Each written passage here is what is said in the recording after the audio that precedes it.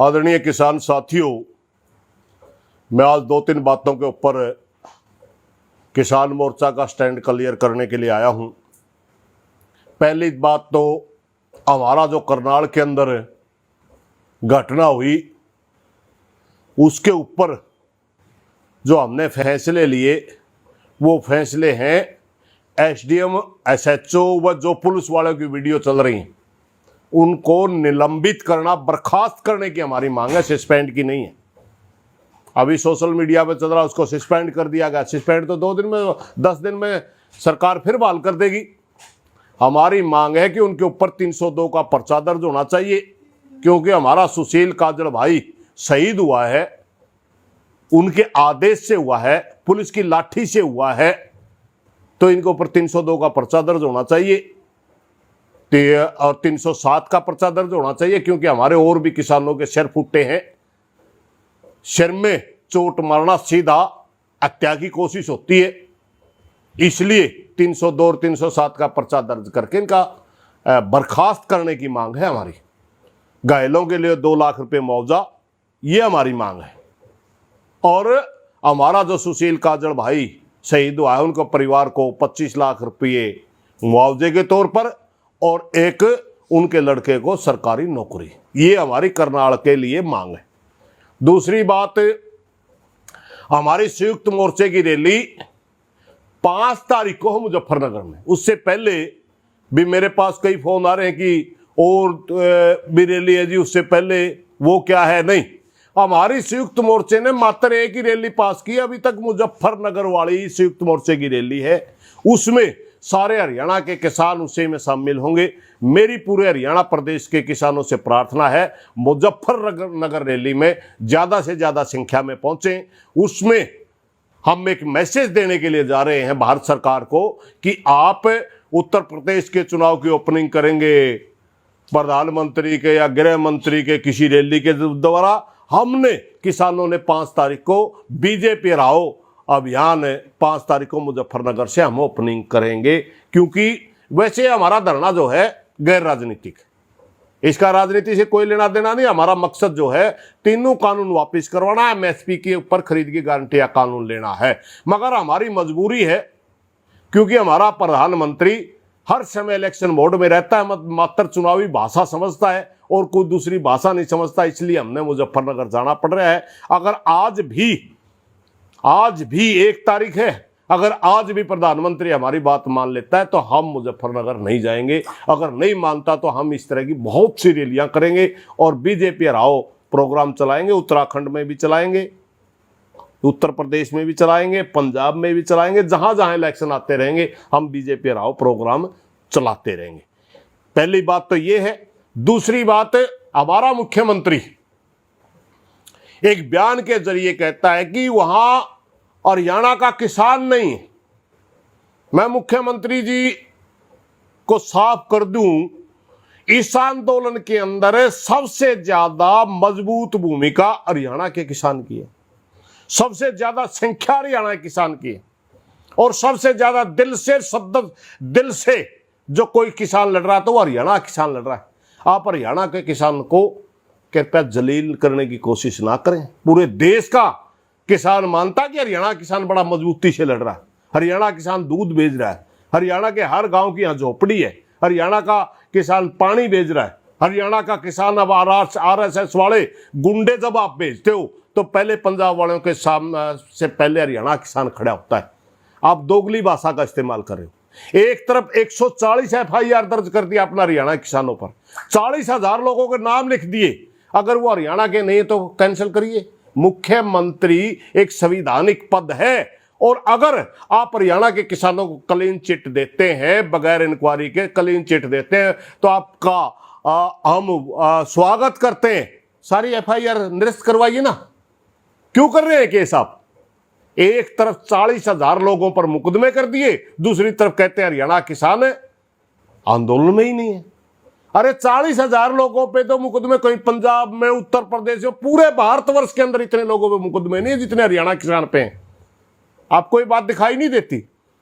और आप देख लेना, अगर आपने हमारी बात 6 तारीख तक नहीं मानी, 7 तारीख को करनाल में जहां से आप चुन करके जा रहे हैं, हरियाणा का किसान आ रहा है, वहां पहचान कर लेना कौन कौन आ रहा है, सारा हरियाणा का किसान आएगा। आप क्या हमारा जो सिख भाई आता पगड़ी वाला, उनको सबको पंजाब में गिनते हैं क्या?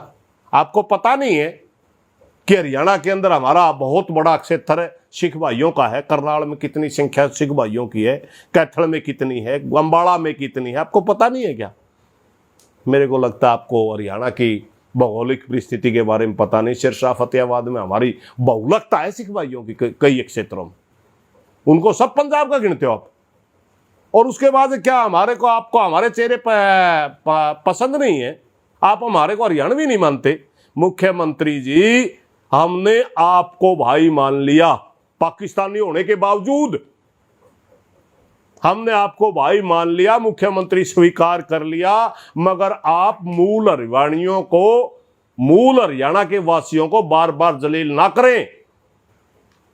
हम हरियाणा के थे, हरियाणा के हैं, हरियाणा के रहेंगे। अगर आपको हमारे से कोई दिक्कत है, आप कल पाकिस्तान से आए थे, आगे आप दूसरे स्टेट में भी कहीं जाकर के बस सकते हैं। हमारे लिए जगह नहीं है, क्योंकि हम तो किसान हैं, जमीन को उठा के कहां ले जाएंगे? हमने तो खेती करनी है ना इधर। मुख्यमंत्री जी, हरियाणवी को जलील ना करिए। आप पाकिस्तानी हो सकते हैं, हम हरियाणवी थे, हरियाणवी है, हरियाणवी रहेंगे। दूसरी बात, मेरी उप मुख्यमंत्री से भी डिप्टी सीएम कहता है, अगर कोई कसी से हमला करेगा, कसी से हमला, पहले वो वीडियो देखिए आप, चारों तरफ से पुलिस वाले इसको लाठी मार रहे हैं। वो कसी से हमला नहीं कर रहा, बच रहा है, बचाव कर रहा अपना। कसी से हमला। आप विपक्ष में होते हुए क्या करते थे, आज क्या करते हैं? कहीं शर्म है?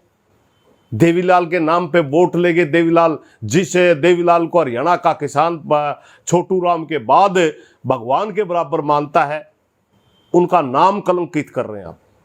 आज हरियाणा किसान रो रहा है कि देवीलाल की चौथी पीढ़ी में कैसे कपूत पैदा हो गए, जो उनके नाम को बेच के खा रहे हैं और किसानों के खिलाफ किस किस्म की भाषा का इस्तेमाल कर रहे हैं।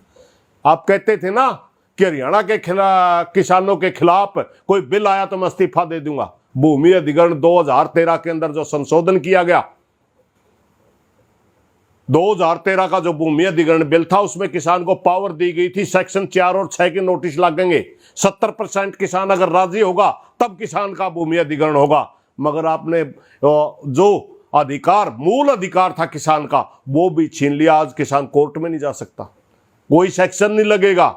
डीसी को पावर दे दी, जैसे कॉन्ट्रैक्ट फार्मिंग में एसडीएम को पावर दी थी किसान का कोर्ट में जाने का अधिकार छीना था, वही अधिकार आप भूमि अधिग्रहण में छीन करके तानाशाही कर रहे हैं। कंपनियों को जमीन छीन के देंगे आप, आपको शर्म नहीं आती ऐसे?